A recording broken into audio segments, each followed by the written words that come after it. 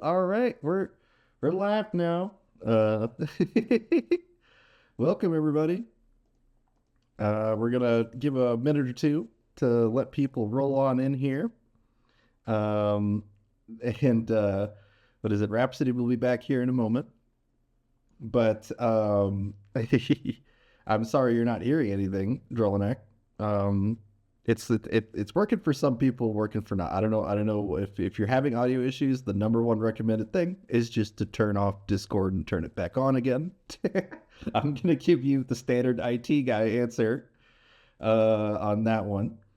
But welcome everybody. Um, this is going to be a really fun stream. We are going to be digging into the Niji 6 profiles and rating.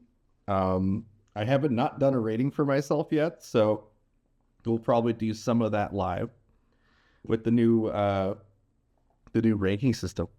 I'm curious to dig into that, but well, otherwise, I really should have the Midjourney site open here. And then once Rhapsody's back, we'll get everything going. All right. So I'm going to start things off here by sharing one of the better or more exciting mood boards for me that came up of our fantasy streams. Let's see. Maybe we gotta abandon stages and just use normal voice channel if this keeps happening. There is sound on Twitch at least. Yeah, I don't know, guys. Like if this is a major issue, like I said, send help. Rhapsody's having trouble here. I like how we're communicating with text, but if anyone else is having audio issues, just let us know inside of PC text. If you're curious where that is. Wow, everyone's saying no sound. You can't hear either. Yeah, that's weird. Damn. Let's see here. I'm going to recommend, I didn't realize you streamed on Twitch too. Next time I'll just head there. Well, you can't interact with stuff on Twitch. It's not like on Discord. It's a much more limited experience on Twitch. But yes, if you are having connection issues, but yes, please react to X if you can't hear anything. Oh, okay. I'm gonna get an idea of the room here. Thank you for making this quick poll, Lacey. Now after many restarts, that's rough. I'm gonna take a sip of this coffee. It sucks when it's like split like this, you know? It makes no sense to me. Oh, God. It's so even. It's okay. Feel free to spam text on the screen, Rhapsody, if you want to yell at people to restart their Discord or whatever. Okay, all right. We need closed captioning for the hearing impaired. Exactly. Just live captioning for Rhapsody, just hear like rage typing the entire time. Yes. New lady can hear. Oh my god. It reminds me when I haven't played a lot of D&D, right? But I had a friend of mine that did that.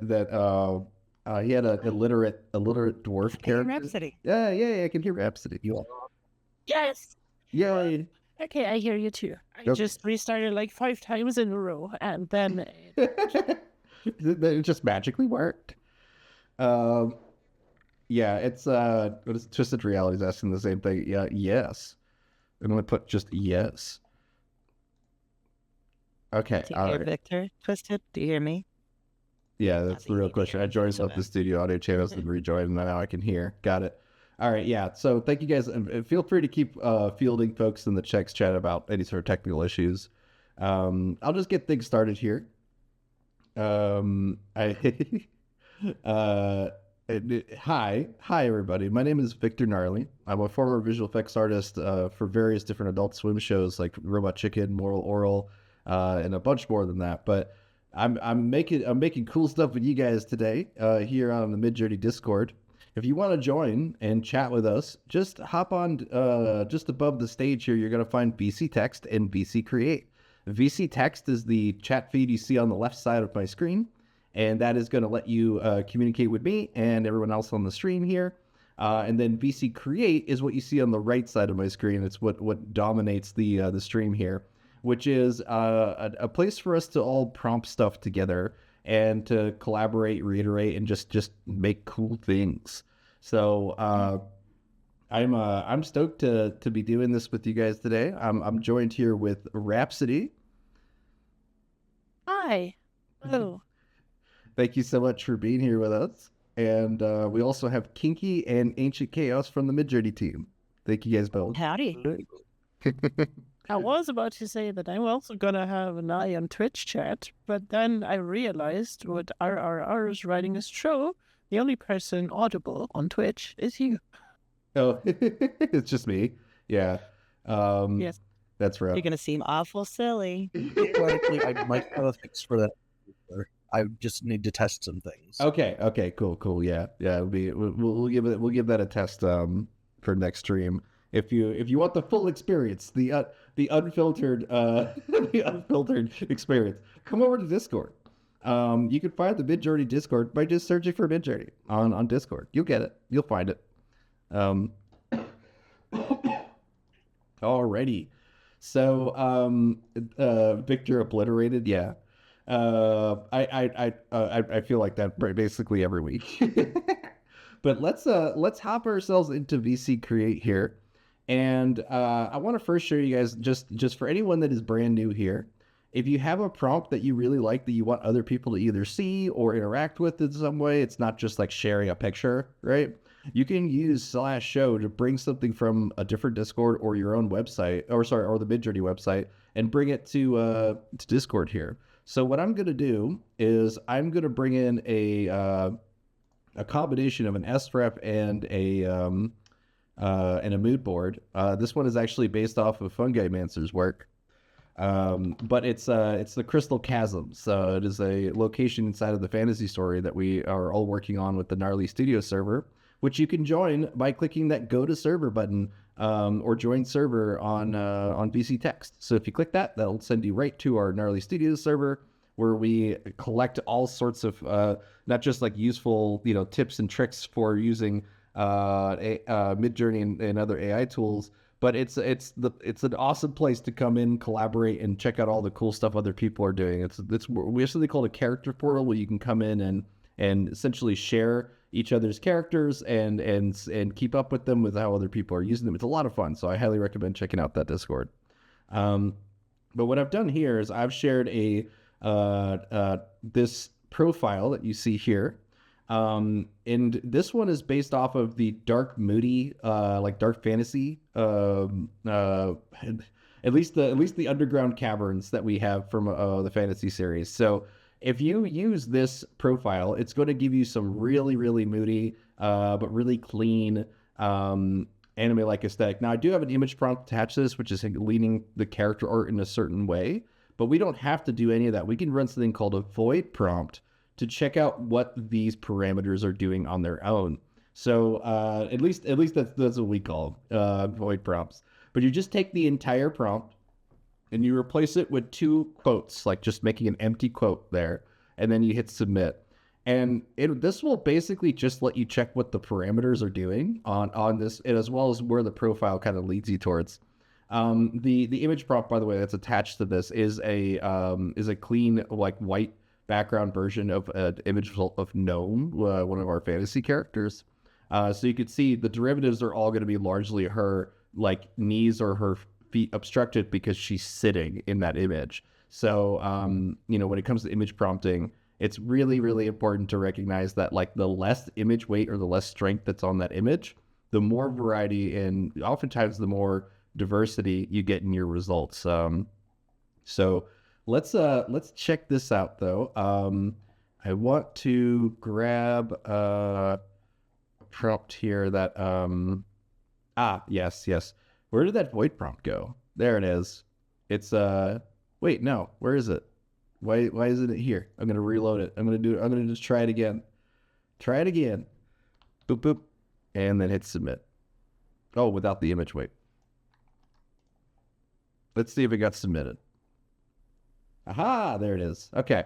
So you can see that on its own, we get at least with the Niji 7 mood board for this, it's very much leaning towards the anime aesthetic, but it has this mix of like basically like a clean line, like soft outlines, but otherwise pretty clean aesthetic. It's not very textured. So that result that gives us, if you put any sort of fantasy theming in this image, it just gives us a really strong lean towards this aesthetic that we've been aiming for the fantasy series. But I'm super curious to see what you guys do with it. And oh, hey Lolo, good to see you. It entered the void. Yeah, exactly. It very much did. But I'm seeing some stuff from Noob Lady here, involving dwarves and class. Ooh. Yes, I love this like very 3D rendered aesthetic, because you get some really clean, photo like results out of it, and this is definitely leading on all that. It looks really cool. But you can see out of this, the second and fourth result of this mood board is giving us very fantasy adjacent imagery on its own. So there's not a lot that you got to do, and you get some cute cats with it too. Feel free to mess around with this and see what it does, but I do need to show you guys what the mood boards actually are and can do, because now we have it with Niji 7. So if you haven't, this is an announcement as of this week that you can now use your mood boards and your personalization towards Niji 7. So the one I'm using right now that I'm exploring with you guys is only 3 images. It's the Crystal Chasms that we had produced months ago. And it's, like I said, it's a very moody. It's got a lot of like dark fog and purples and blues in it that really just encourages magic. And I don't know, it's super fun. I'd highly recommend playing around with it. But we also have a couple. Beautiful. Yeah, sorry, go ahead. It's also very beautiful. Yeah, and I'm so curious to start mixing this one with some of yours, Rhapsody, that you've got going as of lately, because seeing the stuff that some of you guys have been making is one of the main things I get so excited about with VC Create is just where we go. Because look at this from Fungi-Mancer. That's exactly what I'm looking for here. Like, you can see how much of an influence this mood board and SREF combo is having on these results. Because look at this. Just look.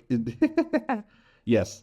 And it just has all of those fantasy themes while also being a unique aesthetic all the way through. I'm so excited to see what you guys do with this one.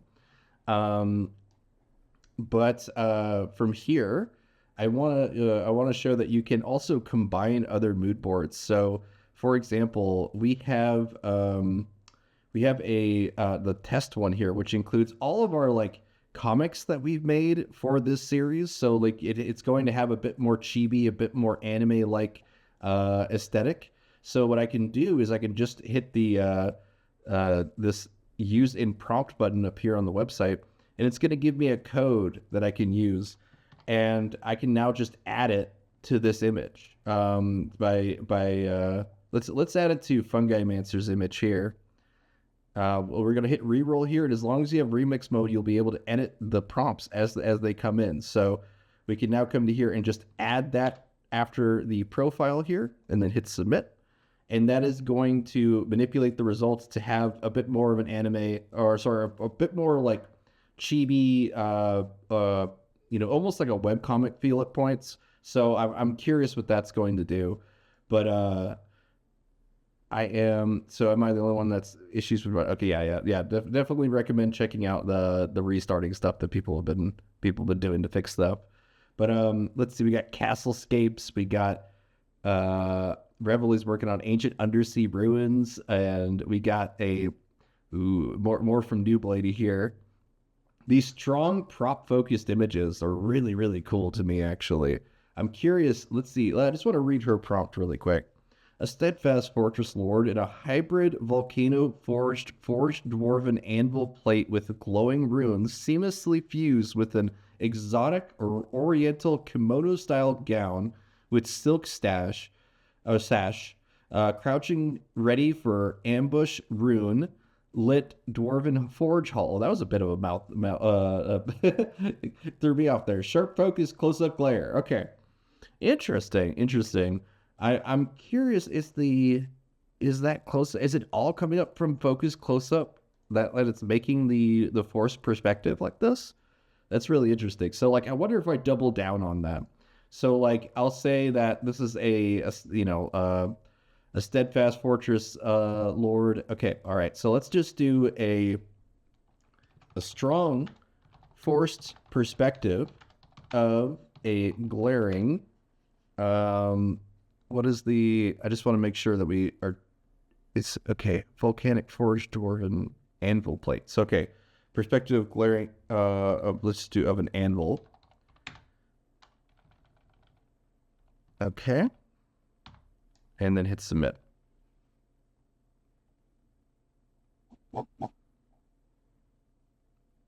Oh yeah, I can see that you guys are venturing into new places as well. This feels very much like a video game. Like the way that this looks. Okay. All right. I'm gonna tell you guys about something. I watched about like 15 years ago, I watched Army of Darkness on HD DVD. And it was the first time that I had seen just how glaringly bad the green screens were in that movie, in the Army of Darkness movie. And I'm laughing at this because the background of the first one kind of reminds me of just like, it had a very faded look to all the, like, and a very solid line in the background had this like faded, clearly superimposed film or digital film over traditional film. And this first image is just reminding me so much of just me being so pulled out of the movie because of a bad green screen. But I love Army of Darkness. Don't get me wrong, but I'm just saying it that's what that one reminds me of. Okay, so we did get the anvil on the third result here, but it's interesting just how much it's pushing this perspective to be as it is with this prompt. I kind of want to dig into this one a little more later. Very curious though. Let's see here. We have some castle interiors. We got dark fantasy depicting ancient elf. Okay, very cool. All right, okay. So I'm wondering at this point from you guys, also what you all have been doing with the new Niji7 mood boards. So please share your favorite stuff that you've been doing. It doesn't have to, just because I start with fantasy stuff, don't feel like you guys have to do that. I'm very curious to see what you all do with what you all have been up to with the mood boards yourselves over the last couple days. But if oh wow, this first one, like I know Rhapsody's been up to plenty. Maybe. Oh yeah, a little bit. Maybe a few words if you're not that familiar with mood boards, like with throwing these topics around like everybody knows about, and usually our audience knows about them pretty well because you're all pros and cool people, but sometimes there are some people who are not. Mood boards are a way made by Midjourney to control like the general feeling of the generated images by giving Midjourney some references to pull from. So you can go on the website. There is like a menu point that's called just mood boards, and you click on it and you can create a new mood board and just drop images into it. They work universally the same across all versions, although I heavily recommend that when you prompt with mood boards in DT7, you turn on /-raw, because this disables the standard like feeling, the standard style and feeling of Niji7 and unlocks its full potential, which usually, when you don't really know where you want to go with something, is a good baseline. But if you have something specific in mind, if you're making a mood board that you want to be reflected, it's very good to have /-raw on your prompt. Yeah, for sure. And I've definitely confirmed that myself, that that the results with raw are better for kind of at least for getting that that last extra step of consistency of your results, because yeah, there is kind of a base layer for the Niji7 aesthetic, right? and by doing raw, it definitely it can sometimes be just the last bit that you need to get the results pretty consistent. See if so, like if I do something where I grab one of these kind of comic results that I was working on, I'm not really too happy with too many of these, but I wanted to see what yeah, let's do this one here. This is one of the Crystal Chasm ones, but I wanted to show you guys what you can really do by grabbing a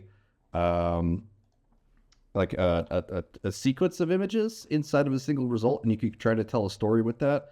We will be getting into more complex versions of this a little later, but I'll show you guys at least how I've been using the at least this specific mood board, because I do very much like oftentimes prompting for complete graphic novel pages in order to get myself scenes or different shots from different angles, like that kind of thing. It's a pretty fun way to do it, and I do it entirely with the across multiple panels. At least that's the wording I've been using as of lately in order to get this, but I keep copying the job ID instead of the prompt. Okay, there we go. And then I'm just going to take the actual mood board here. Actually, this one here. There we go. Get rid of these. And then copy this. Okay. All right. I got what I need. Paste that into here.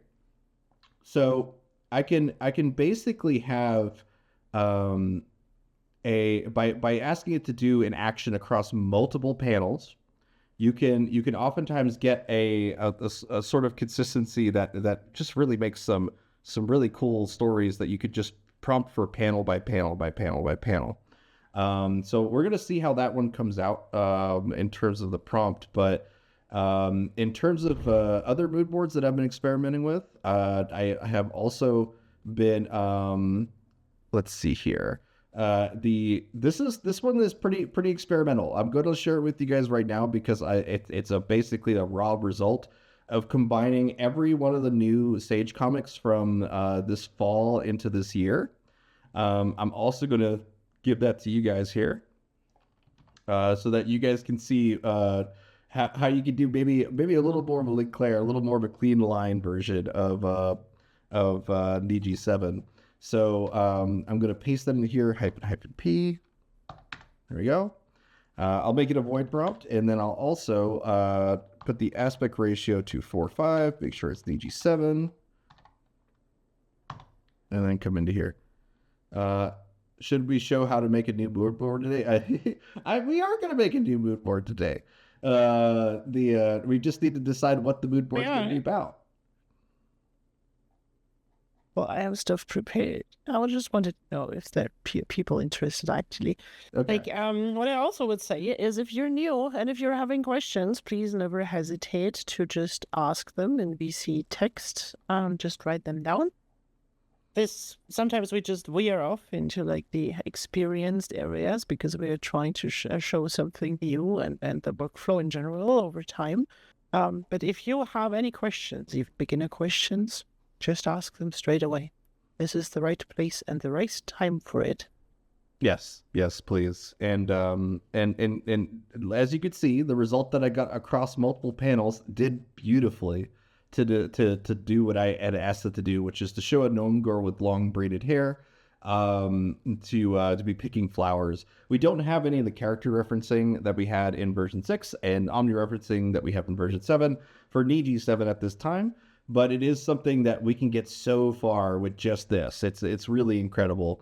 So I highly recommend playing around with some of your prompts or wordings to encourage multiple results inside of the images, because you're going to get consistency, like really great consistency off of that.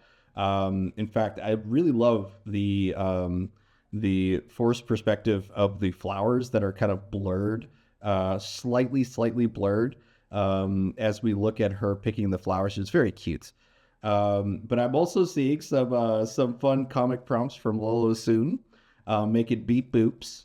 And you can see here that here's the Sage comics as a mood board. It is so cool to see the line weight of the comics preserved that I've been implementing, like this this pretty clean thin line, but it varies at various points, particularly under the chin and at like any sort of overlaying eyebrows are preserved. There's all sorts of little things that you guys would never notice without me telling you, that I'm like, oh, this is so sick. Now we can basically make any sort of comic by just using one of my favorite prompts, which is a speech bubble that reads. So we can see here that reads, speech bubble that reads, and then we are going to include just really anything at this point. Check out this cool fish.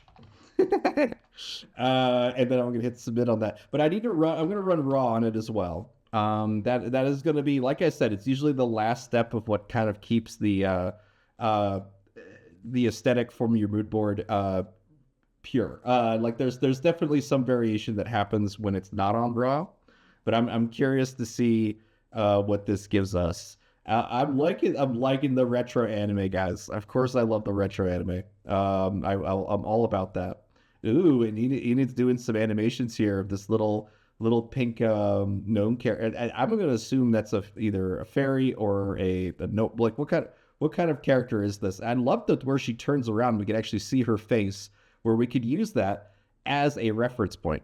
So I'm gonna download that video, and we'll be able to make a character off of that. And I will say, I oftentimes fall into making Enid's characters because Enid just has so much, like I don't know what it is. It's just I love her stuff. So I'm gonna make sure that we also pick a couple other folks today. A wizard girl, but she could be anything. Okay, cool. All right, here, check out this cool fish. And you can see that at least when I run this in raw, I really get that I mean, this looks dead on like the fish that's in the Sage series comic, in terms of the color palette, and the way that the shading is done is just so good. If you just want a clean webcomics adjacent aesthetic, just use this one. Use my mood board here, and to kind of highlight what that mood board is. It is, I don't know how many pictures, about 70 pages of my comic. In fact, what I'm going to do for you guys is I'm just going to link you straight to... Now, I don't recommend reading the comic in this order because they are slightly out of order. The images do not upload in order necessarily. They kind of bounce around on the canvas here. But what I'm going to do for you guys is I'm going to link you to it. So this is the Sage Comics 3.0 mood board for Niji 7. And then also include the code for that right here. And I'm going to recommend raw on it just right off the bat. There we go. Okay, so now you guys have that in VC text, and you could just, go ham with it. But I'm very curious what you guys do with the speech bubble stuff, particularly because the DG7's text retention is so much better. So you're going to have a lot of fun making multi-panel comics using that mood board, I promise. But let's see here. We got Fungi Mancer doing some dark fantasy stuff. This is a trend that I've been trying to set up here, which is like, if I set up something that is dark fantasy, right? You could basically just say dark fantasy at the very beginning. It's like, okay, we're establishing this tone right off the bat. It's a dark fantasy. And that really helps the especially for the moodier, darker prompts. That's going to help a lot for this for the anime aesthetic that we've been aiming for. Because the thing is that I've noticed that sometimes the bright and cheery stuff can also like bring in isekai / slice of life stuff that I usually don't want. So I'm like, dark fantasy, take out everything else out right off the bat. Of course, love 80s gunplay in anime, so that's awesome. I'm curious what the mood board you're using here, Snoopy, to go with that. But let's see. We also have Noob Lady doing some really, really, really cool stuff.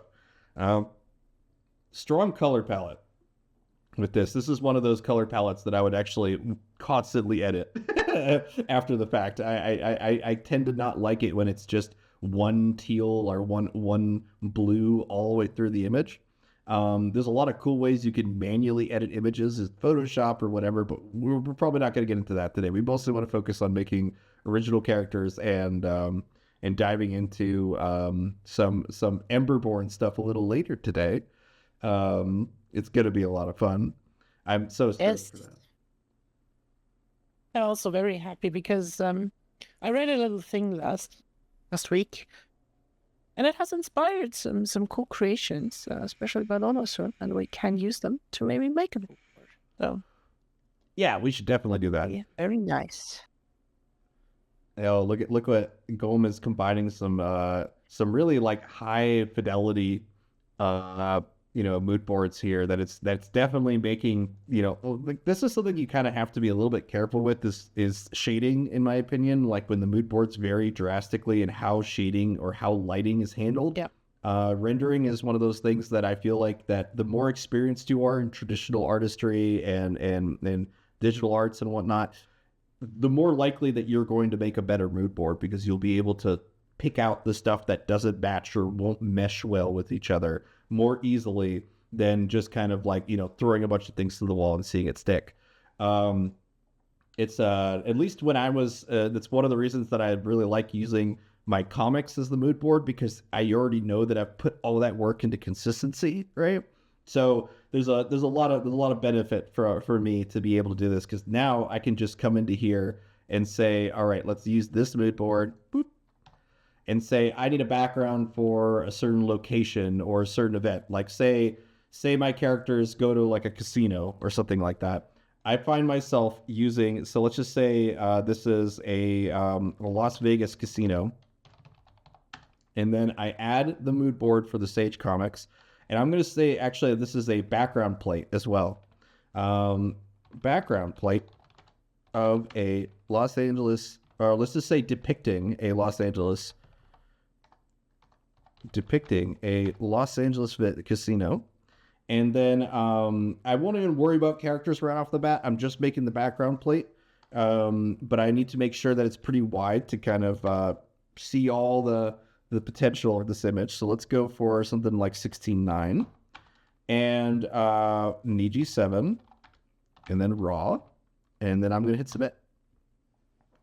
So because the mood board has all these elements of my comics already in there, I can reliably lean on these results to say that the characters are going to composite really well on this background. There's a lot of new features that we're able to combine combine images like with the editor and whatnot. We'll be getting into that a little later. And just in general, how utilitarian the mood boards can be. And I believe that it was being talked about earlier too, about how vibey the personalization is versus how much utility there is behind mood boards, because like you really can hone in the aesthetic that fits you right, using personalization without needing to have all that technical information or that technical knowledge and consistency. But with mood boards, you could you could do well with basically any of them, but you could also pigeonhole yourself, or otherwise make images that are mushy or messy in some way, because you have some weird images combining together. You don't have that issue with personalization. Look at that. All right. Yeah. So you can see It is also, it's also almost always recommended to just jump into your old mood boards with a new version, like we have with Niji 7, and maybe you need to make some adjustments because the images in there are not as well processed as they were before with older versions of Niji. I sat there 2 days ago and just tried all of my mood boards, all of my 28 codes, and looked at what worked and whatnot. And there is a few that I'm definitely gonna adjust now, just because Niji 7 tries to implement something from the images inside that I don't want anymore. That worked fine with version 6 or with Niji 6 or with Midjourney 7, but now it doesn't.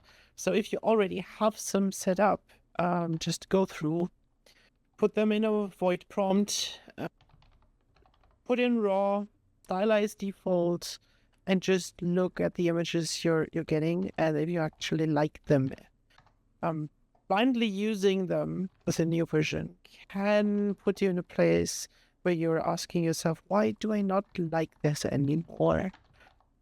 And it's mostly probably because the mood board was not adjusted for a new version. For sure, yeah. It's it oftentimes comes up that like I'm deleting images far more often than adding them with mood boards. Like just kind of going, what does this look like without this, without that, without this, and helping it hone in. Look at this. I love the aesthetic, the retro aesthetic just coming out so beautifully with the Midjourney video. I love that. I feel like we can make our own anime like intro sequence quite easily with something like this, where it's just like, I don't know, ladies' day out kind of stuff. I could definitely see that. But let's see. I see we got some fun stuff from Stoopy here. We'll be sure to, yes, more of this retro aesthetic, please.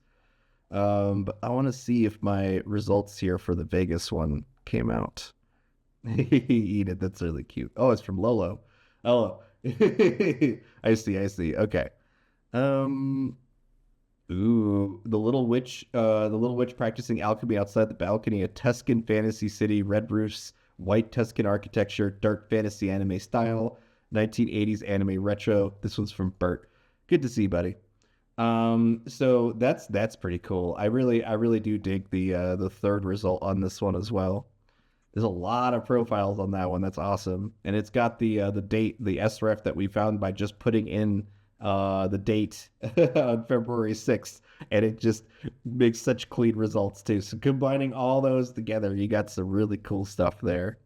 And yeah, so you could see that at least for the I'm all in roulette table and whatnot, it very much made her like the person who's the dealer in that regard. But it's pretty cool. Like I said, that mood board is pretty experimental because it is what I was doing. What Rhapsody was saying. Like I took a bunch of images and I wanted to update them for the new Niji and compare and contrast. We have done.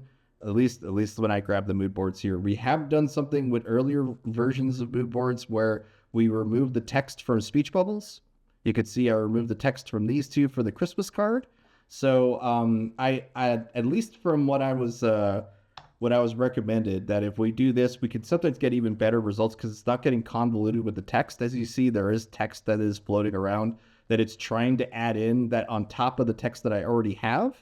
So if I then say, all right, no, I don't want that. Let's replace this mood board, the 3.0 Sage one that we're testing right now, and let's replace it with the Christmas card one that we had from last year. We should see less invasive speech bubbles and things like that. What happens in Vegas is alcoholism. Yep, that is certainly true. As someone who doesn't drink, check out this cool Vic. Okay, that's great. Thank you for making that. That's awesome.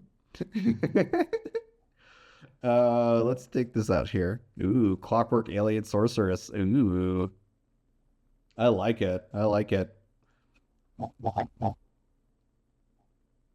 Atto. Let's see here. I need to double ourselves back a little bit here. Damn, I truly can't use Vic's all-in prompt with my P codes. Oh no. Let's see. I really like Snoopy's Takahashi mood board with strawberry sundress. Miss Snoopy. Yep. I love your prompts, Snoopy. They're like stories of themselves. But like if I come into here, I'm gonna re-roll her prompt here. It's a chaos of 93 on there. So a chaos parameter is definitely going to settle the images in ways that can be oftentimes cleaner images, but it may not listen to you very well. If you like randomness, if you like the RNG element of generating images, pumping up chaos is probably something you're gonna like. But let's see if I were to take this prompt and I pull up one of my legacy Sage ones here. So I'm gonna search blonde. Okay.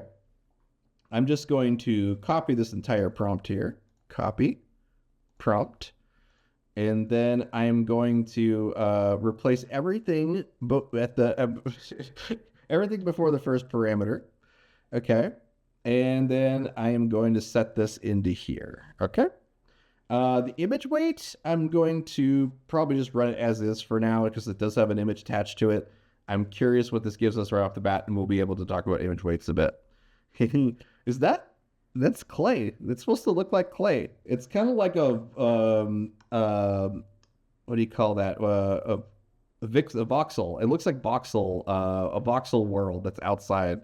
I don't know. They've clearly been drinking a lot though, because there is so many bottles around this control panel. I'd be very concerned where the ship's going. But that's multi-billion-dollar budget.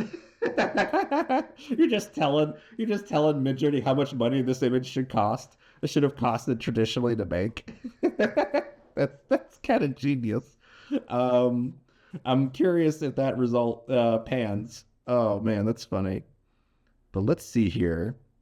Did Time to Write a Prompt? The Beagle Strawberry Sundress lady thinks. Ooh. Okay. Let's see. Okay, so okay, all right. Lola's getting canceled out due to filters. Let me see where mine is. Okay, yes, we definitely got something with mine. All right. So this is using that Snoopy's like vintage aesthetic, and look at just how mishmashed this is to this because the image prompt that's in there. The image prompt is heavily breaking this result here. So if you get something like this, it's pretty easy to explain why. If you look at the image here, it actually has an image of Sage attached to it as a default image prompt. Let's go ahead and now re-roll this, but we are going to use an image weight, IW, and we're going to drop that to like 0.2 or 0.3. You can go very low with that number, or you can go as high as 2. But the idea is that the amount of weight you're applying to the image that you're providing is essentially how much freedom you're allowing Midjourney to deviate from that image. So the lower the weight is, the more variety, and usually the better the final result is. I rarely ever have a use for anything higher than 1 on image prompting. It just doesn't do what I want it to do in that regard. But I've seen so many people get plenty of great use off of higher image weights when they already have an image that's super close to what they intend to make with Midjourney. So just keep that in mind, that whenever you're doing image prompting or anything like that, you're definitely going to lean towards a result that at least in my experience has been focused entirely on oh wow, I totally lost my train of thought there. My bad. But we can see here, we got the results. Look what Chaos is doing now. Somebody seeing the train? I'm sorry? No, the train. Train somewhere? Yeah, where did that train Where's go? the train? Where did the train? Looking for a train? Does anybody have a train?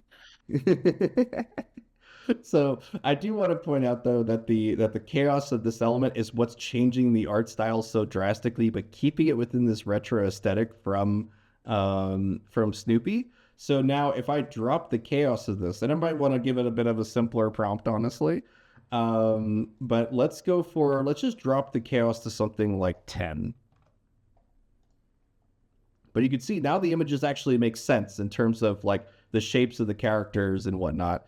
So I'm very curious what this does as we start to drop the chaos a bit. But yes, more casino retro anime hijinks, please. I love that. All right, let's dig into Time to Write a Prompt. There you go. Oh, that's cute. Of course, we got Beagle here. Okay. Let's see what we got. Keeping that chaos high. What if she in several parts of panels? Yeah, there you go. Taking a minute to load mine. Sorry, guys. Okay. Ooh, I love the black and white here. One of my favorite things, I've seen this. There's an artist, an AI artist that I follow on Instagram. Lucci something, I don't know, but they do a method of working with Midjourney and other AI tools by actually prompting for stuff like this, with the clean black and like line art and whatnot, and then they will draw it in. They will just coloring book these images in order to retain the same details. Basically, they do their consistency in editing in this stage rather than on the final images, and their results are really good. I think it's a really clean way to do it, but it does take more work to do for sure. But look at this. Okay, yeah, you can see the benefits of dropping chaos when you have the intent of, oh, I need her to fall in the chair and just be kind of dazed or confused about it, right? That's all here. That's all being represented well here. But the it's so funny because the mood board is straight up making this look like it's from an 80s anime, which is so cool. It's so cool to see an 80s aesthetic version of my comic. Love that. Love that. Color me not surprised. Okay. And Lolo's having some fun with more of these poppy webcomic panels. Very cool though. Let's see here. I want to go and I do like the wow, that is a lot of a lot of profiles in one. What is going on here, Rhapsody? Can you explain this, please? What? That's just a train of thought prompted. It's like nothing really special. I just wrote that. Yeah, And I attached all of my existing mood boards to it. I have to say, I have not tried this with G7 before. I did do this right now, the first time ever. I quite like what I get when I did like put all of my mood boards together. Although the prompt gets pretty big, and on the website it's nearly unusable because it's just scrolling endlessly downwards. But it's a pretty nice style, I think. Ooh, look at this. Look at the fantasy posters here from Fungi Mancer. He's doing some super cool stuff with Phantasma. Logo on background. Oh, yes. Okay. This is really cool. I'm gonna take the first image here. And this is one of those where it's like we can get so far with this just by running the editor and making the tower taller in the middle, and then we would have like this castle look pretty accurate. That's really cool though. Love that. I want to get into the editor next just to kind of get things going here. But I'm trying to pick what would be a good subject for that. I'm just really loving what Snoopy's kind of bringing to the table here with this retro. It's really enjoyable and distracting for me at the same time. But let's try to get one of these characters into. Ooh, yes. Okay. This is what I'm gonna do. Just to get things started. Then if you want to do Emberborn stuff after that, Rhapsody, I'm just going to show people how to composite backgrounds really quick. And then we'll dig into that if that sounds good to you. Me? Okay. So what I'm going to do is I am going to essentially grab one of these backgrounds here because I do really like this sort of like moody purple cyberpunk rooftop aesthetic that you got going on here. And what I'm going to do is I'm going to right click on that image and hit copy image address. You can also save it to your device to do the same thing that I'm doing here. But we're going to go to the editor here, and we are just going to edit from URL and then paste the URL of the image into here. Now we need a character to be inside of this this sort of rooftop space here. It looks like a rooftop restaurant. So why don't we grab one of your alls that you have been prompting, and we'll start to do a quick composite. And you'll notice this, that especially with the more like artsy film productions, animations and stuff, that the characters differ in art style than the backgrounds that they're in. You don't have to have it be a clean mesh. In fact, oftentimes you do need to make your characters pop, and that's kind of a dirty word in the design industry, but you got to make them pop compared to the rest of the world, the other characters. I mean, this is also why, like in a lot of animated films, the background characters won't have any faces at all. It'll just be an outline of a shape or a silhouette of a character, because they want you to focus on the main characters of the series. Have your eye trained on looking at them. And so it's not always a bad thing to have an element of intentional a mismatch in that regard. But let's get a bit of we definitely want a rendered character of some sort, a little less flat than a lot of the Sage stuff we've been doing, for example. That would clash, I think, a little too much. But look at that, the I'm all in roulette table worked great for this one. So I just love how this looks. I mean, this is the exact same line weight of my comics on all 4 panels. It's just so cool to see. But let's grab a character here. Ooh, I'm getting distracted already, but I'm loving the multiple panels and the big fishing line here. That's really cool. There we go. All right, that's right. Okay. All right, I'm going to grab this character here, and I'm going to also use image address or copy image address to bring that character into this one. So the way that we do this is we're going to use the layers function in Midjourney. So I'm going to hit add and then add from URL, and then we are going to paste that result that is from Bert's combination of profiles. And now we are going to use the Smart Select tool to get this character and put it into the other into the background. So we just click on Smart Select up here on the top left, and then making sure that we're on that top layer, we're going to click on her and any props and stuff she is holding. Usually after 2 or 3 clicks, that's all you need. So let's just see what we get here. We're almost good. There's a little bit of fraying on the outline here.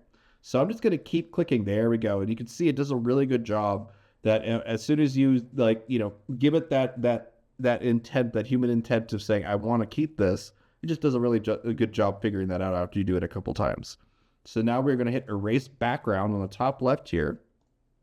And boom, she is now in this space. So the thing about this is that you really want to keep an eye on lighting, like where are your light sources coming from, okay? Because that's going to dictate where that background, or like where the character looks the best in that shot. And on top of your compositing and the shape and whatnot of the scene. So like if I go to move and resize here, and I make sure that I have her selected, I can now shift her around and see what spot is kind of best for her to sit in. And you notice that her highlights and her lighting are on the left side of her face. And look where the light source is coming from on this background here. It's coming largely from the city and from the random little candle lights and stuff in the background here. So the last part we need to, like, you can see what I'm basically here, it's saying is it should go on the right side of frame. It looks wrong over here. It looks right over here. And that's entirely because of the render or the light direction. So let's now focus on shape language, visual language. So the shape language needs to clearly illustrate that she's wearing this witch hat. And that means that if I move too far to the left or right, we can kind of lose that shape inside of the shapes of the background here. And in fact, if the lighting was a little more like a little more to the left of the image here, I would actually recommend that she be closer to the center of this image, just to be able to say, hey, that the shape of her hat's better understood. But what I'm going to do instead is I'm actually going to rely on the lighting of the candles in the background to focus on where she should sit in this panel. So like I think right around here is pretty good, because now we can say that these lights are bouncing off of her outfit here. The light from up here, from the upper part of this window, is helping influence the light of her hat, even though it's not really. This is just the kind of visual justification the mental justification that we do making images like this. So now that we have her in here, let's do the final little cleanup stage. If I turn her on and off, you can see that oops, that didn't work. Why can't I not hide this? Are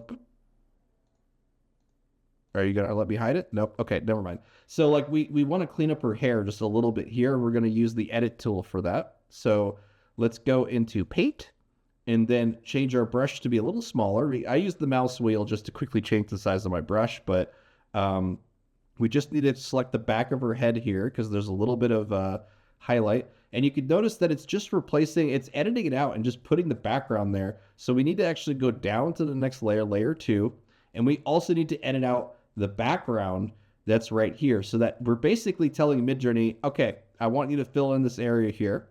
And we could just, because we have the profile attached, we could just do this as a void prompt, quote, quote, and then submit.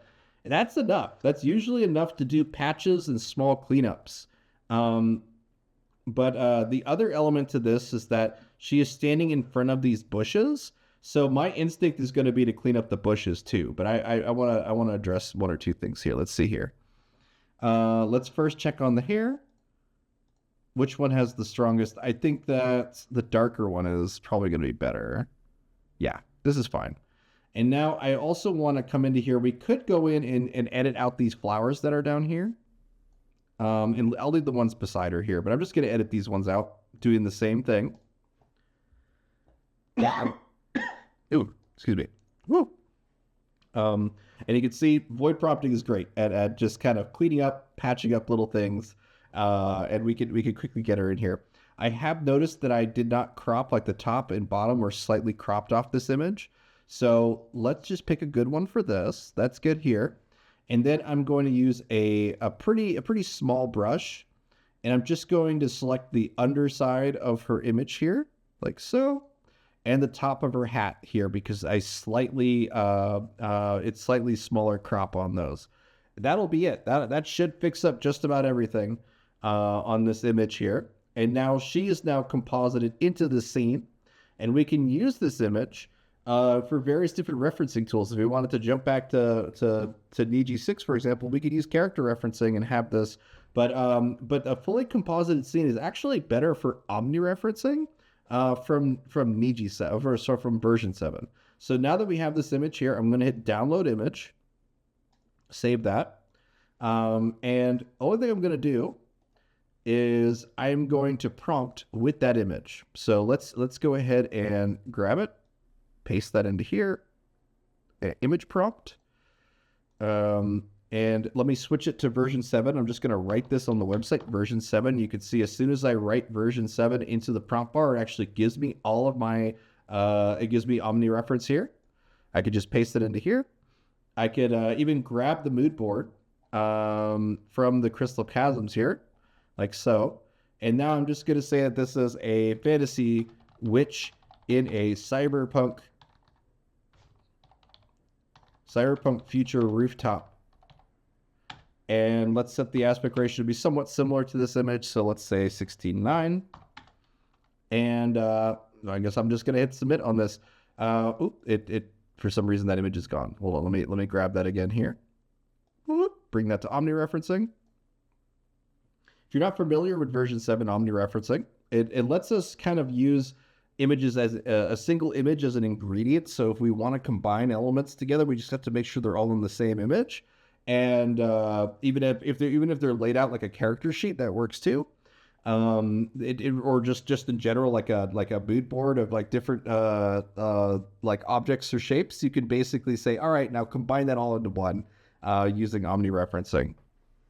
So I have my omni-reference set pretty high to like 255, but it lets us be able to kind of re-envision scenes from different angles, different locations. Well, depending on the value of that omni-weight, preserve the characters, preserve the scene that's in there. So we're already doing pretty good with this. Let me go ahead and now share this to you guys so that you guys can compare and contrast here. So let's first grab with job ID here. I'm going to go back to VC Create.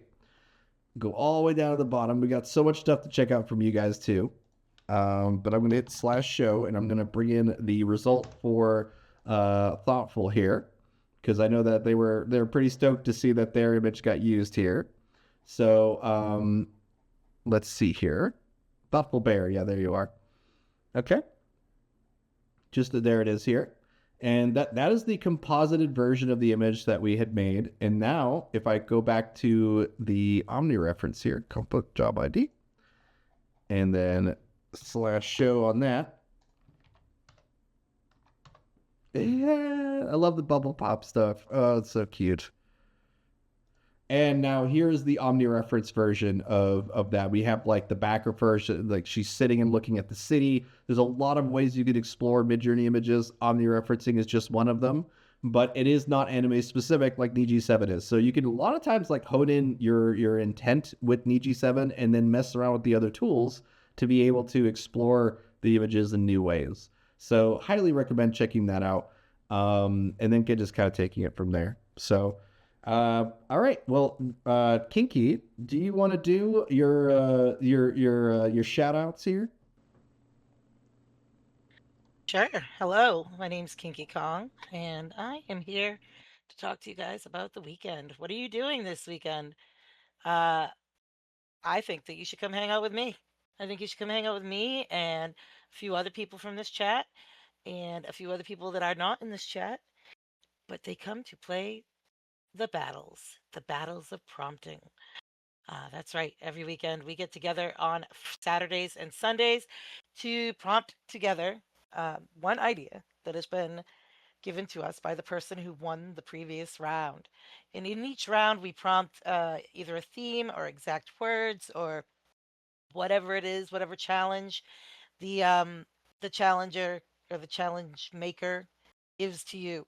And sometimes one time we even had to prompt in our non-dominant hand. That was the challenge. Um, you can win free fast hours. You can learn about prompting. You can make new friends and become part of the community. And it takes about 15 minutes for one round.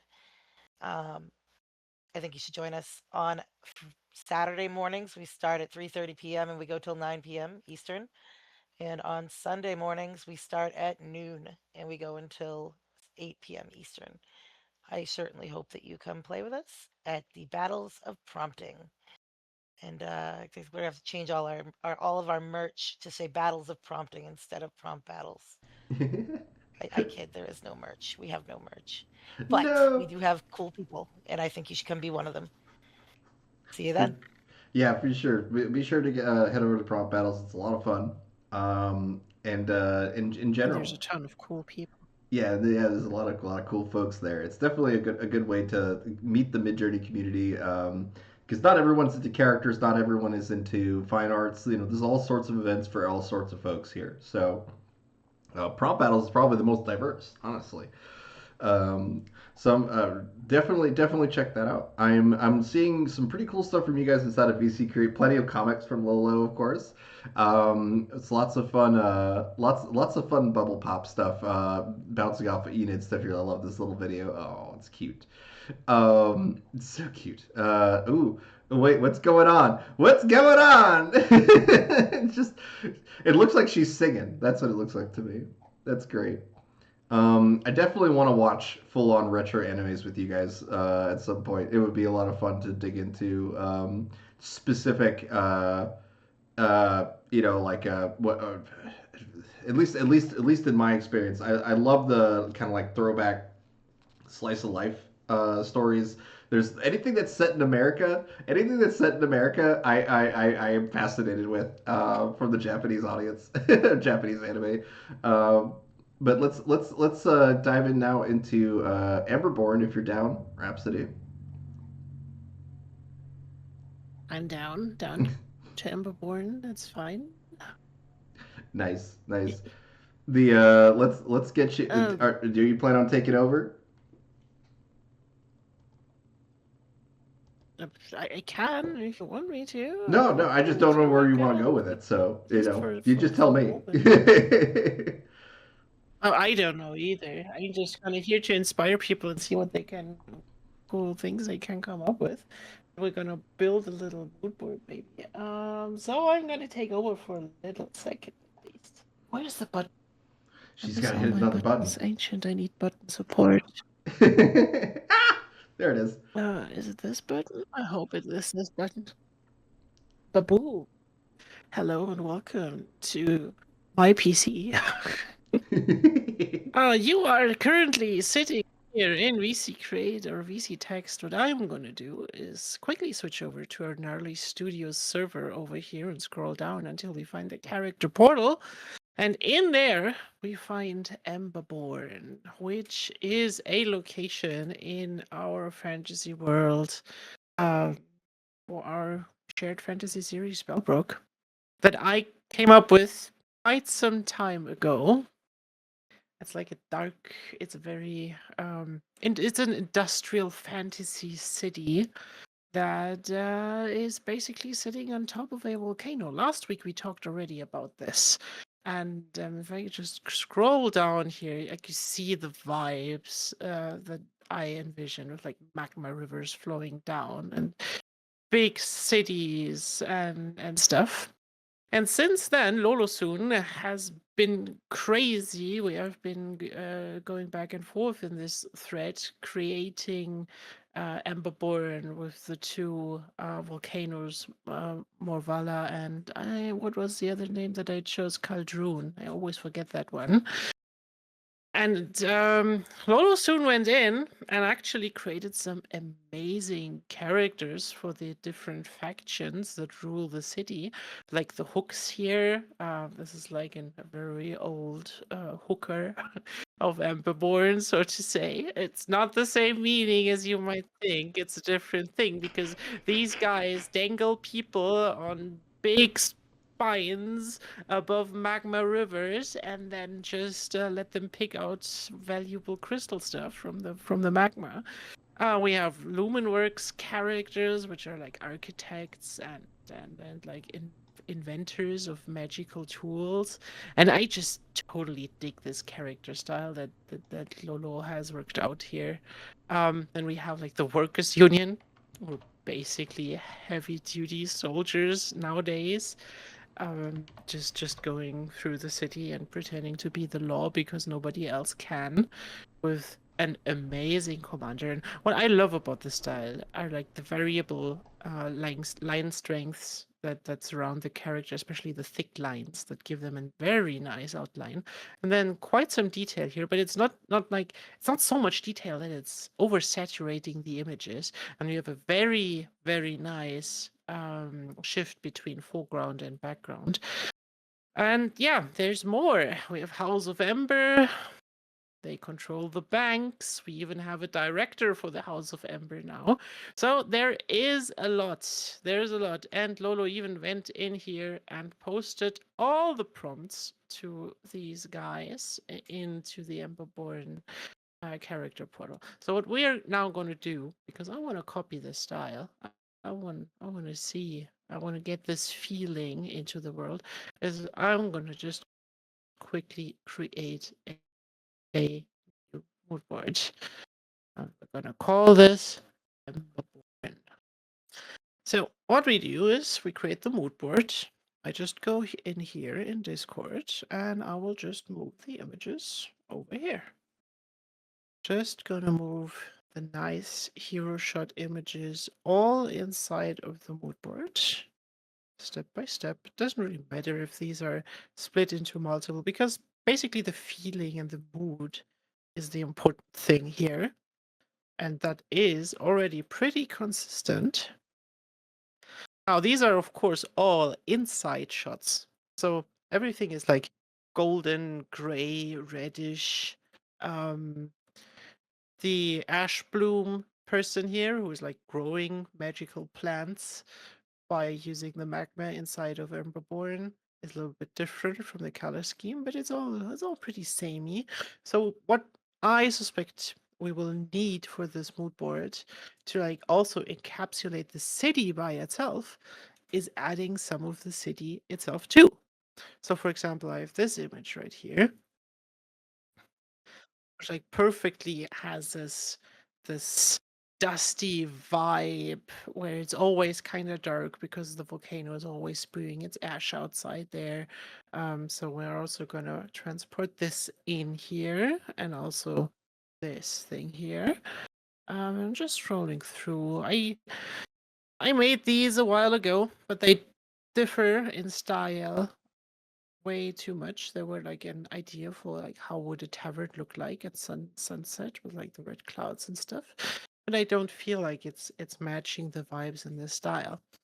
What I personally like to do a lot, and I think it's important. Like Victor has shown you, he likes mood boards with like 2 or 3 images. I like giving my mood boards some variety. What I always try to do now is give them some scale. Like these shots here, where you have like a gigantic view into the distance, where you have big mountains and some reference points. Those things are important to me because this allows the mood board to just give everything a completely it allows the mood board to replicate that, right? You don't always want to have close-up character shots. If you're building a story or if you're building a movie or a trailer, I would say at least 60% of the stuff you do is like B-roll, is explaining the world through showing it. Either you put a character in front at some point of in that line, or you don't. Like having these shots that just show a mountain, or like an animal that is sitting somewhere, or whatever. This is really important. So I'm just gonna go in here and just see, like, this is pretty messy. We will add it for now and then just see what it does to the end result. This one I also liked very much, with like the cathedral up top and a little bit more of a lighter scene so we don't fall too much into the darkness. So that's what I am adding. Because of course in Emberborn, even though there is ash, it's not always night.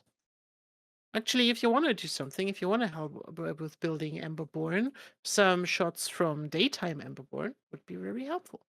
And now we have a new mood board code that we just can analyze by going with a void prompt. And I'm just going to put this, repeat 5. I'm going to copy this and actually post it in VC Create so you guys can watch it unfold live, and we will have a look at the results.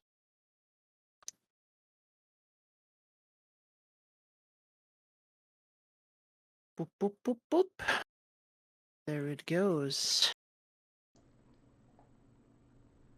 46 LKN 14. It's actually something I could probably remember. I always hope that I get a code that I can remember very well. I would rather type them actually than to go to the website and select stuff. But there is also a trick for Discord. If you want to give your mood boards a name, there is an option to do so. And if you're in Discord here, I will show this here. Can I zoom in on this more? Yes. If you type in /prefer option set, this is still a thing. We use this like a ton. I was about to say, it's been so long since we used option prefer set. So long. Right? It's so long. But yeah, we barely use it nowadays, but it's still there. And the best thing is it's synced with the website. So I wanted to show it today again. So I do prefer option set. I will call it Emberborn. And then I press tab and set value and just copy in my prompt here. And I will remove everything. I will remove even the /-p and save this. And what I now can do, I will just go in and go back to the thing and copy one of Lolo Soon's prompts here. And then we go back to we go back in here and I type, imagine Lolo's prompt --p --Emberborn, and then the typical things, Nietzsche 7. And if I send this, it just replaces my --Emberborn with the profile code that we just created. And that's so cool because like this works, it works here. And if I go up in here and I remove this and type --Emberborn in here, it's also doing it. It's so useful. So cool, right? Now let's have a let's have a look at what is happening here. Where are like the prompts? Okay, so these are all our white prompts that we are getting. What I can see is that the style is pretty much followed, but it's also surprisingly, it's not overwhelmingly red or anything, or golden or dark like I suspected in the beginning. It's actually quite nice looking.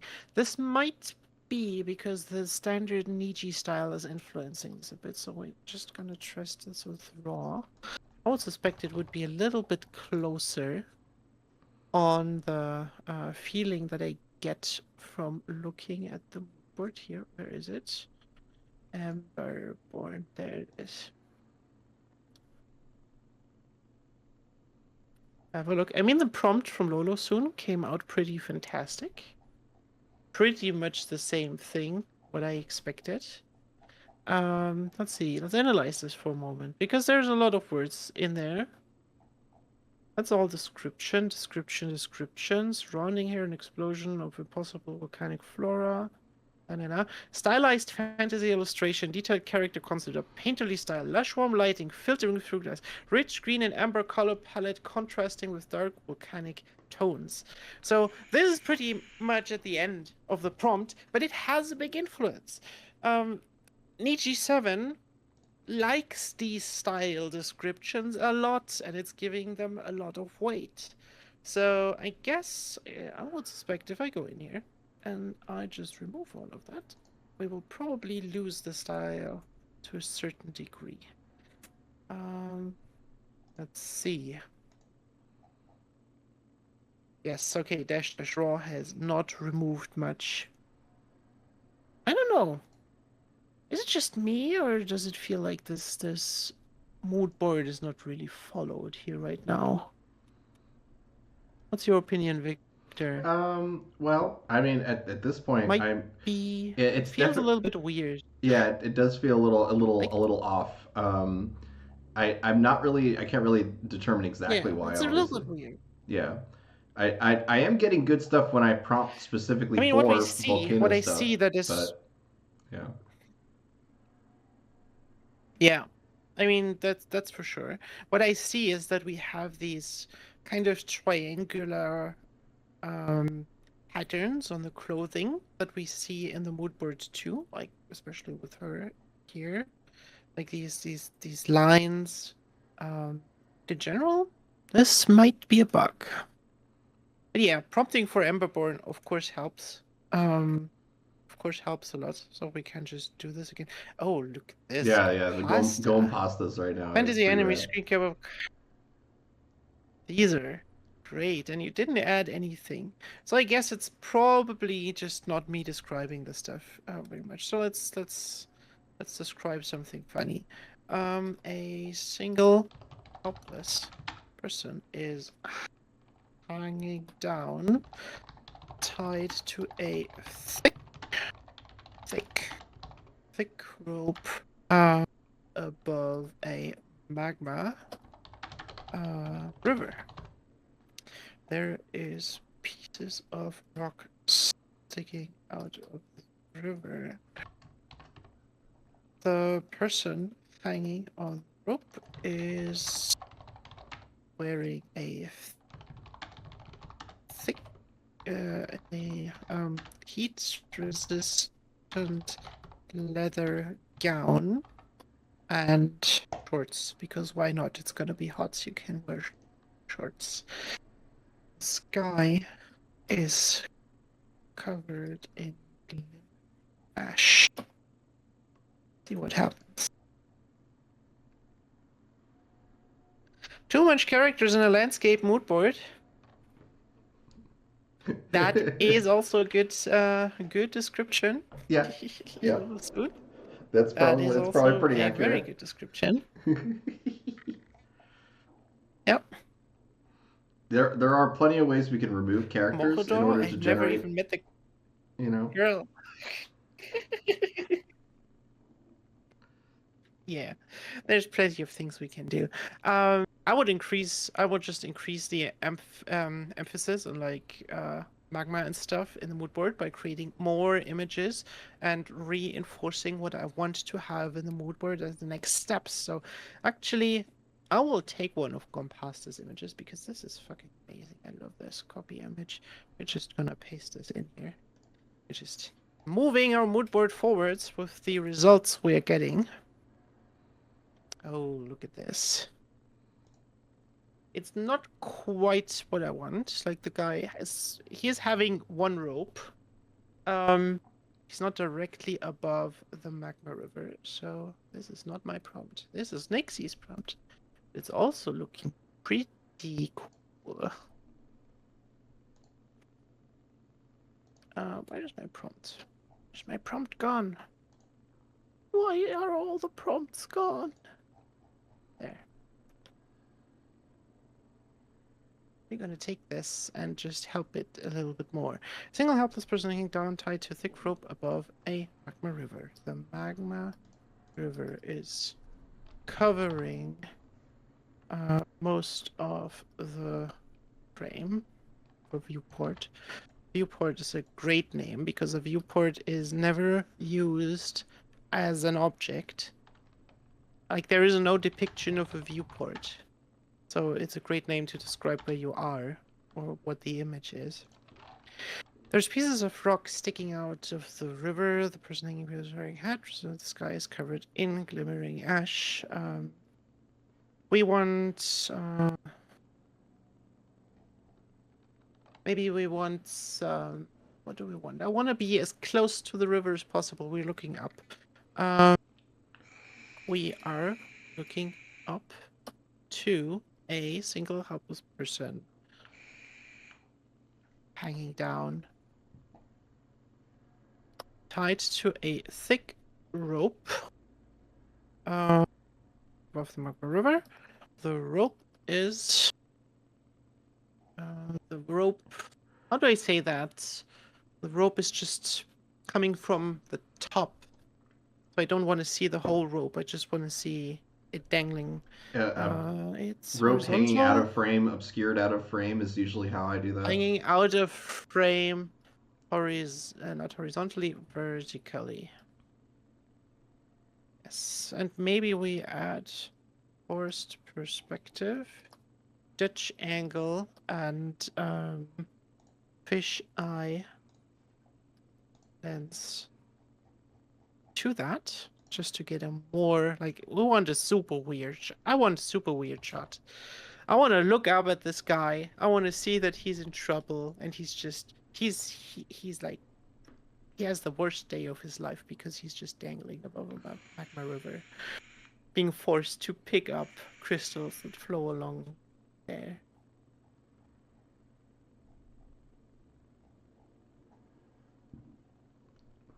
What do we have here? We have dragons and weird creatures. 2TD 2VA7. That is no mood board I know. I don't think it's our alien mood board. Oh yeah, this is already much, much, much better. I hope we don't see him actually hanging. That would be kind of cruel. VC text. Who is ready? Somebody ping me. Rhapsody's poll has finished. View poll. Yes, 6 people wanted to see how we make a new mood board. We just did this. That's great. What do we have here? Ooh. I'm liking what you made, Raps.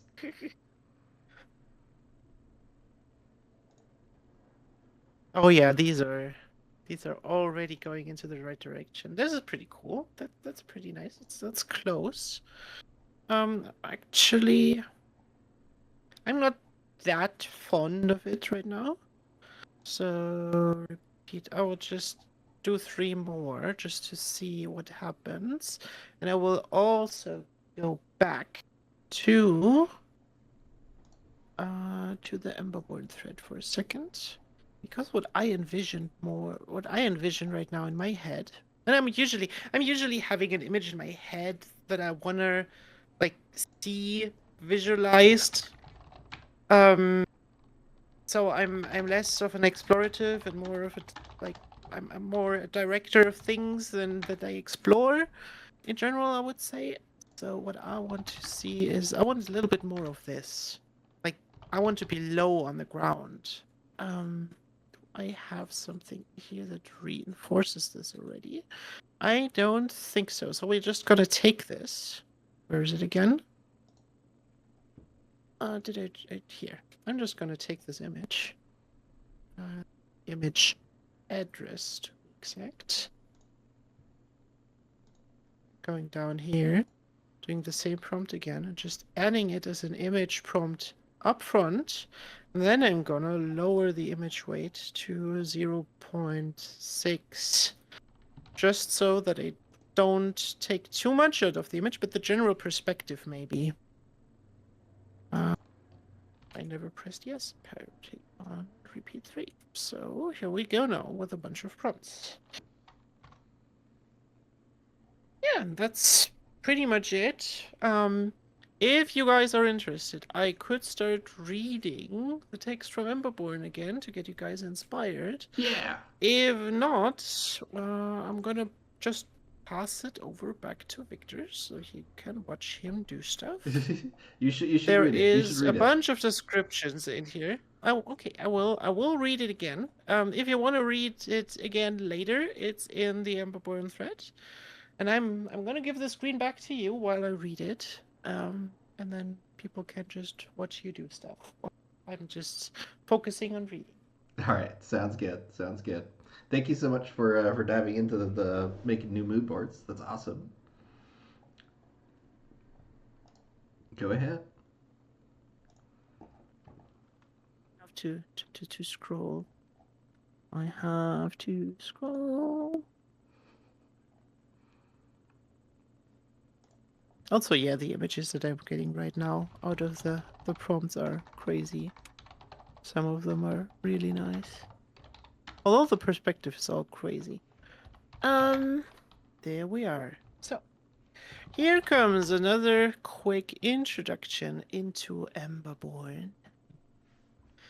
Deep within the borders of Edristoria, where the earth hums with a restless buried heat, two colossal peaks pierce the ash-streaked sky. In the ancient tongue, they were known as Kaldrun and Morvala, the protecting father and the giving mother. It is here, sprawling across the broad and flattened summit of Kaldrun, that you will find Emberborn. It is a metropolis built upon a miracle, and resting in the shadow of a sleeping catastrophe. Looming high above the city is the Mother Mountain, Morvala. She's an endlessly active volcano, a giving but tempestuous force of nature that perpetually erupts. Most of the time, she's in her giving mood. Sometimes, when she rages, she will eat a part of the city in return to what she has given. But even then, the endless fire is not seen as a curse in Emberborn. Deep within the earth, a massive network of subterranean caverns bridges the two mountains and connects to the vast network of the crystal caverns that we explored earlier today. As Morvala's magma surges upwards, it tears through these caverns and drags with it Emberborn's greatest treasure, the raw and luminescent magical crystals. Magical crystals in our world are the source that mages and all kinds of magical professions use to power their spells or artifacts or stuff.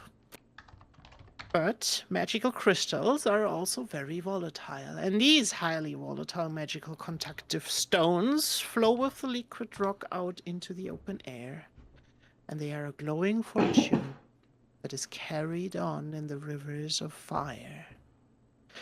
These crystals are what gives Emberborn its power. They are currency. They mean life. Now, living in a burning city isn't easy, and to survive such a place requires more than just courage. It requires unparalleled genius. So Emberborn is brilliantly integrated into the catastrophic landscape. It's built directly around and over magma streams. The city is a marvel of heat-treated steel, polished obsidian channels, towering heat-resistant spires laced with glowing remains of almost dead crystals. It's an inventive, magical wonder. People do everything there to be protected from the fire, but also to take advantage from it. And fear is an emotion that does not survive long in Emberborn, because when your daily commute involves crossing a footbridge over a river of liquid fire, terror quickly gives way to a hardened, calculated pragmatism. The citizens are a fearless breed of mages, engineers, smugglers, and dredgers, and they are all intimately accustomed to living an inch away from death with absolute control. Absolute control is also very important in Emberborn. It is what the mighty seek. At the absolute apex of Kaldrun, the apex of the city, untouched by the ash, and looking down upon the burning canals, is the Crystal Cathedral. It is a monument of staggering extravagance. It is constructed from the largest and most flawless crystals that ever left the fiery maw of Morvala. The massive stones of the Crystal Cathedral, forming its glowing arches and vaulted ceilings, once held enough raw magic to fuel an entire kingdom for a century. But here, far above the suffocating heat, they are empty today. They only are there for the nobles and the ultra-rich to live in. They reside here. They call it a cathedral, but do not be deceived. There are no gods in these walls. What they worship here is influence, power, and wealth. And it is from this glittering peak that the city is governed. There is no king in Emberborn, no righteous sovereign. The city is a cutthroat plutocracy, ruled from the cathedral by the city council. And the city council is made up by 5 massive guilds that operate with the ruthless efficiency of modern syndicates. There is the Magma Hooks, whose armored dredgers wade to the edges of the magma streams to hook and haul raw crystals from the flowing fires. They also build large towers where divers are hung down over the center of the magma stream. They try to catch the crystals out of the steady flow of magma where nobody else can reach them. Hooking or diving is dangerous, but also very lucrative. It is a job taken by those who need a quick coin and have no other options. Then there is Lumenworks. It's a guild of architects and artificers who design the city's firewalls, firewalls, and shape raw magic into all kinds of technology. They are who build stuff with the power that comes from the crystal caverns and the volcanoes. But some people build stuff, other people get stuff, and then there is people who sell stuff, and that is the House of Ember. They control the banks, the trade routes, and the black market. They are what pumps life through Emberborn's economy. If you trade with Emberborn, you're probably gonna trade with the House of Ember. If you want to live in Emberborn, however, the Ashbloom family is probably who's gonna feed you. They are alchemists who utilize the ambient heat to cultivate life in blazing greenhouses. They really are the lifeblood of Emberborn, stretching their fingers out from the city into the surrounding land, controlling farms and streets, and doing everything to get something grown inside of this dangerous city. And finally, the 5th group, and some would say they are the most powerful, is the Workers' Union. They were once founded in a revolution against the former theocracy. And on the surface, they still uphold the "we are the people" mask, but in reality nowadays they are a mercenary army that acts as the city's law. so long as you can afford their subscription fee. And you have seen these. Zolo has done some of them with their heavyweight armor. They will just bully you to death, literally, if you're not paying up. They say, we are the people, but, well, not every person is part of the workers' union anymore. In total, you can say Emberborn is as dangerous as it is brilliant. Within the fiery rivers themselves, there is also some natural dangers. There's magma slugs and ash drakes and all kinds of creatures that have adapted to the city and the, well, ever-burning nature of it. Above ground, the city constantly holds also its breath for surges.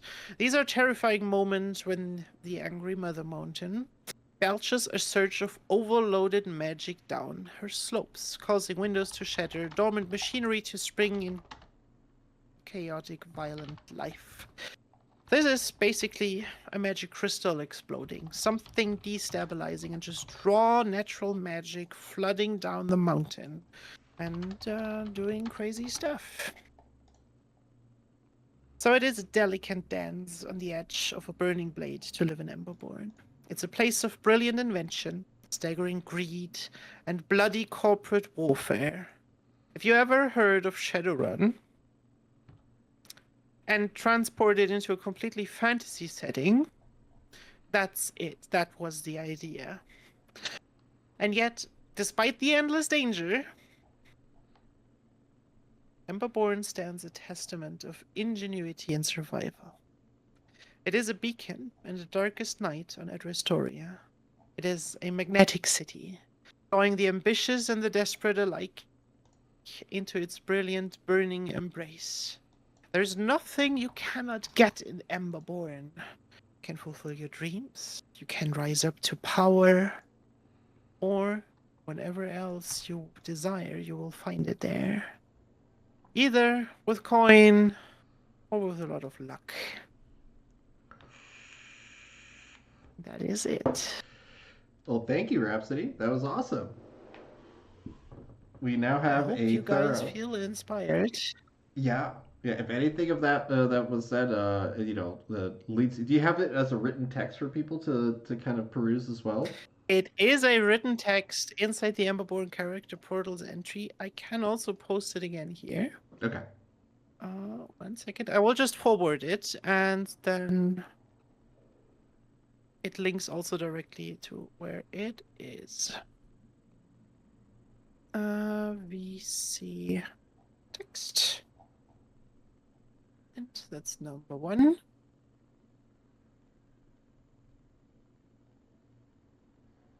And VC text, that's number 2. We also experimented with just taking sentences or blocks of text out of this and putting it into Niji, and it's very surprising how good the results are. I encourage you guys to try it out. And I learned a bunch of things while playing with this, writing it for you guys. Having something written like this, just an overview, helps immensely in my opinion, with then just creating the surroundings and the feelings of stuff. And I wonder what you guys can come up with. Like I'm just scrolling through VC Create right now, looking at stuff, and I'm already amazed by I'm like, laughing peoples at. with bags of crystals and Yeah, I was laughing at just the reference to Frostbrain, which was something you did last week. Oh yeah. Yeah. That was something that we also talked about. Like we created Emberborn and Everfrost. That's like the counterpart now. And in the Everfrost, there's the heart, the frost brain. Heart of Everfrost. That's another location I wanna give some life to in the future sometimes. Well, anyways, I'm gonna drink now. Yeah. It's I've been sipping on a coffee while you were going through that, so I appreciate the little break there. Thank you. I do want to point out that any of the retro anime stuff just is beautiful when run through the Midjourney video, especially if you just don't write anything. It interprets it really well. So like if you look at this, it's just super cool to see what is coming off of some of Snoopy's results here. If you run them with low motion, it actually looks a little more authentic to the period. And because if you look at it oh wait, no, I got it reversed on that one. It's the high motion that came out uh, more cleanly with the animation, but the it's a little more chaotic with it as without anything written. So we could easily lean the results of this video. Clearly there's a lot of character animation. The backgrounds are a lot more static and low, so let's take advantage of that. And we could just basically like describe what we want to see inside of here. Using the remix mode, which I didn't actually go into yet for anyone that is new, just go into settings and make sure you have remix mode turned on right here. Just hit that button right here, make sure it's green, which means that if you are resetting stuff, you're able to quickly reiterate on these results here. So you can see at the high motion, it actually panned on all results, while with the low motion, it didn't pan much, but the character animation is so much more. If you consider the amount of pixels that are changing, it is lower. So we could basically say that she digs through her bag or she looks or pulls out a small magical wand from her wicker basket. And then we'll just see how that looks in a minute here. But here's something that I was pretty impressed with. Lolo has been using negative prompts super heavily with a high stylization of 1,000, and has been coming up with some really interesting environment shots by literally saying no character, people, man, woman, child, kid, monster, cats. That seems to be the magic combination there to enforce a clean background plate on these images here. So you can see, yeah, no cat. Yeah, it's and I also upres something from Gonpasta here, of kind of looking at something really ominous or something really bad is happening or whatever, and just a gulp, like a like that's what I get off of this fourth result here. So we could definitely extend this one, or give her something to be looking at here that makes her gulp. That would be fun. I did a little bit of experiments trying to work with that in background there, but didn't really do what I wanted to do for video. But if I now go back a little higher up here, there's a couple of cool examples with the, let's see here. Yes, okay. So I did some stuff trying to make like an overhead map, or at least just an overhead shot of the city. So I really like this one. I don't know what Rhapsody thinks of this one necessarily, but I dig that it's kind of in this cavity, and all the lava kind of flows down as these like lava flow, like almost like waterfalls, but flows down to the city. I do dig that, but I would have to read the description more to get it more accurate, I think. Yeah. I have some thoughts about that, because what I really like this all thinking about Emberborn and giving it more detail. This started, of course, like with the elf we did like 3 weeks ago at this point. That had Emberborn in the background. What I really love about the city, and what is, in my opinion now, just fixed canon, is that there's these two mountains. The city is built around one mountain, and the bigger one in the background is basically the active volcano that's spewing down stuff. So everything that's high up on Kaldrun, which is like the dormant volcano, is safe from magma, but the city sprawls all over in the magma, of course, too, that's running down into the valley, and that's where like more of the common people live, because it's more dangerous, and there's like slugs and all kinds of things. So having these two mountains and one part of the city going around the second one is pretty important for the cityscape in total. Even though, of course, it would be cool. It's something that I have not thought about yet much, and that's always important when you think about world building and where people live. You need a source of water. So having like a cavity like this, where there maybe is like some hot water coming up from below and then forming a new river, or even having a connection to the sea, is totally doable. So, like, we have seen one side of the mountain. How does the other one look? There's so many ways to expand a city like Emberborn into different directions and just solve questions that are important to ask. And that's what we really need to do if we want to build a complete living place that makes sense, right? Absolutely. It really just comes down to, at least for me, that we start to like plot out, and I know that you've already got like tools in mind for doing maps and things to start setting locations and things. I'm super curious to dive into that coming soon. Um, it's just we've been focusing on Phantasma for over a year now as a fantasy city with tall towers, and like I have a mental image of it as well that we've clearly illustrated so many times on this stream. I really like the idea of us having this as a contrast to that, so we can have both and develop them in their own directions.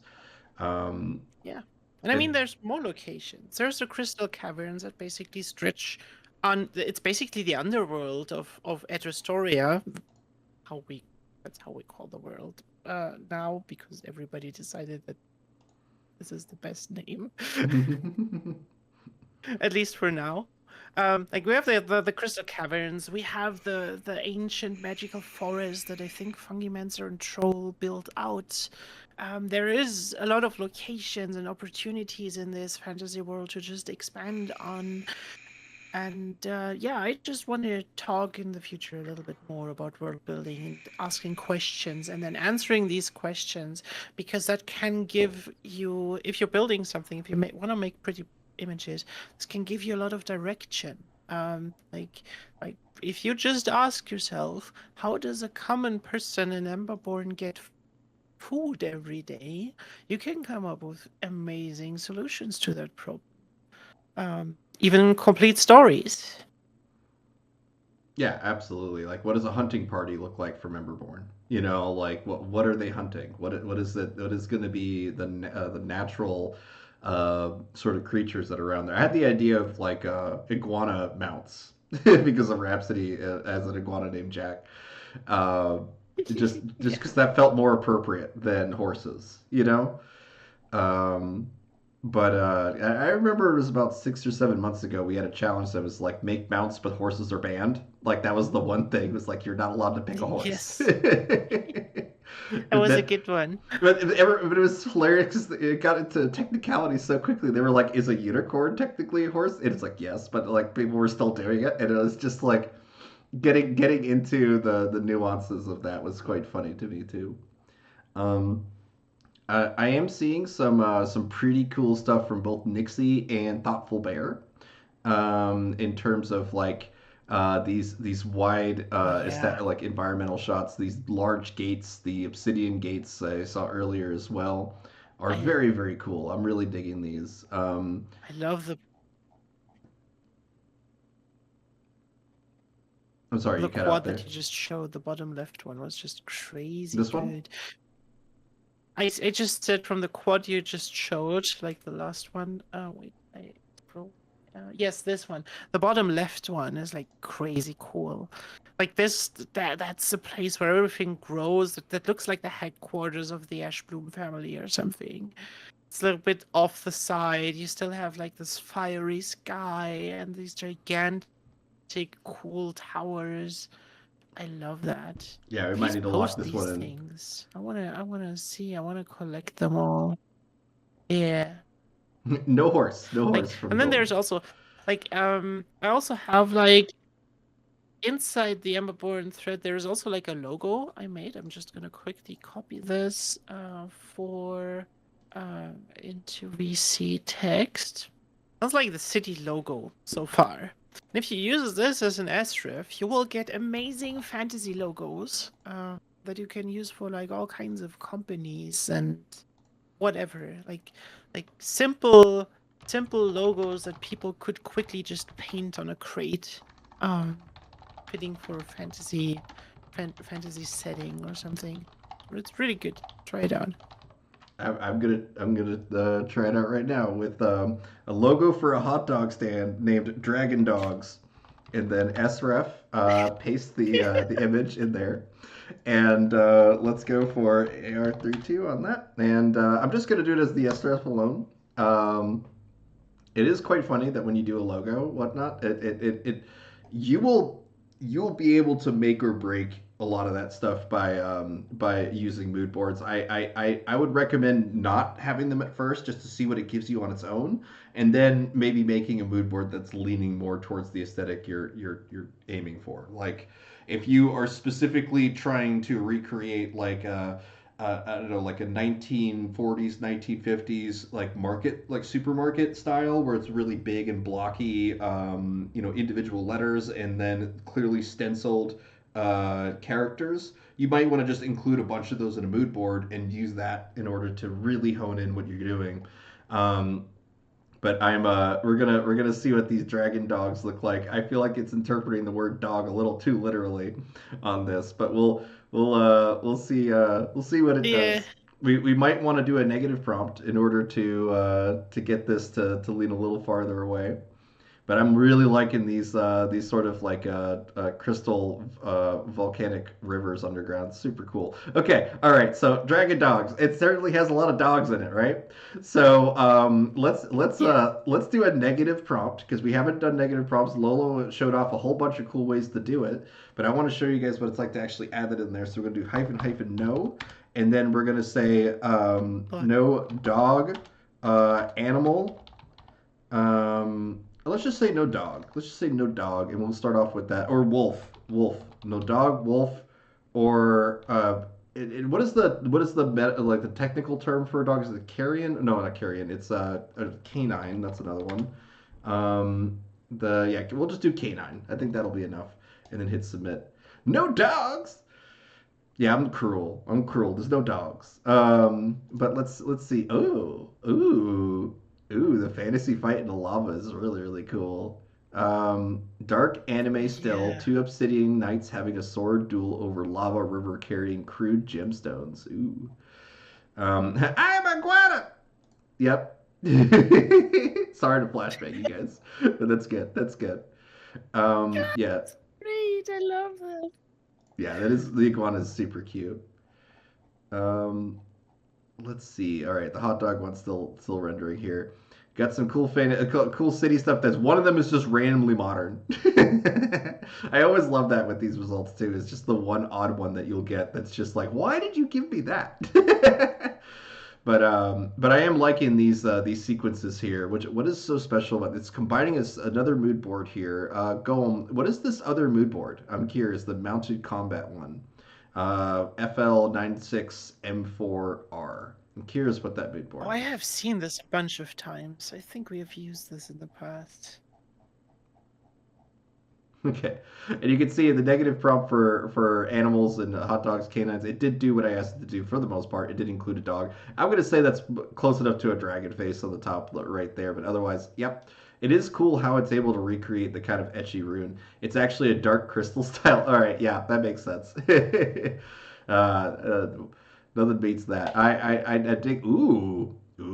Hold on a second. What is this? All right, another one from Golem here. The Ember Entertainment District lavish lava. I like how you could see it's not it kind of looks like stars and they go behind the clouds of the volcano in the second one here, which it more looks like a magical sort of like celebration where they lift a bunch of balloons or a bunch of little uh, something glowing into the sky, but it goes behind the clouds, so I think it's a little odd. I do, out of all these, I like the third one the most. I think that one probably embodies it the best. And then we have more good fighting Yeah. going on here. Cool. I like the It's like swords living covered in in lava. water. Yeah. It's very cool. Okay. Well, we have something that we call the show after the show that we're going to be doing just after the stream here. And it's a way for you guys to hop into the chat and actually talk directly with everybody. It happens on the Gnarly Studio server, and you can join the Gnarly Studios on the join. There's a button for it somewhere in VC Text. Kinky will link it here in a minute. And you could, yeah, thank you so much. And you could just hop in there and join the show after the show and chat with us, show us your projects, see what you guys are doing, let us know what you think of the stream, all that kind of stuff. And then we also have our Wednesday jam sessions every Wednesday at 4, just after the Midjourney office hours. You can come in and we'll all work on projects together. Our specifically, preferably bring your own project, and we can help you out on it, or we can just hang out and basically treat it like we're all in the same office space together. And then we also have game nights on Thursdays. So if you just want to hang out and play games, Thursdays at 5, we're playing a different game every week. This week we did Armello, which Armello was a lot of fun, but it is also we had a lot of technical issues leading up to that. So we'll probably play like Catan or so something else. We'll see. We'll see what we get into this week. It's always taking suggestions Yeah. of what to play each week. It always depends also on the people that are there. Like if you want to just hang out and play some cool games and you don't want to pay a bunch of money to do so, we will find something else to do. We have Jackbox, we have all kinds of games that we can use more people for. So I would be happy if people would show up to like game night. Sometimes we also do like t-shirt fights or whatever, where we just draw t-shirts. We could also just do a draw together on Magma again. There's We got to lots do of that. We things got to on do game that night again that are soon. not specifically games. Yeah. Yeah, the shared drawing sessions is super yeah. fun. I will definitely have that as a future stream as well. So, thanks again. Oh yeah, we should. Yeah, for sure. And I just wanted to say thanks again for everyone who joined here today. There is a lot of cool stuff, even just last second right now, by the way. We got some cool stuff from Noob Lady that I think could be very useful. We could do this all night, but I'm gonna move on to the show after the show at this point. Thank you so much to Rhapsody for co-hosting with me today. I really do appreciate that. And thank you to Kinky and to Ancient for being here and making this all happen. Thank you so much for coming and entertaining the people. I love it. Thank you guys so much, and thanks again to Rhapsody for giving us so much content for us to work with today. So, but thank you guys. I will see you at the show after the show. Have a good one.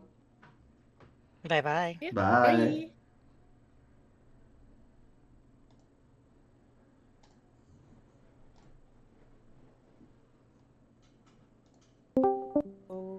Hey-o. Okay. Hello. Now I. Huh? Huh? Huh? Okay, now everything's working. Yeah, Discord is big Discord. Like I couldn't get in for the last half hour. Yeah, I noticed that there was tons of Discord issues on everyone's account this time. It seemed kind of prolific with the problems.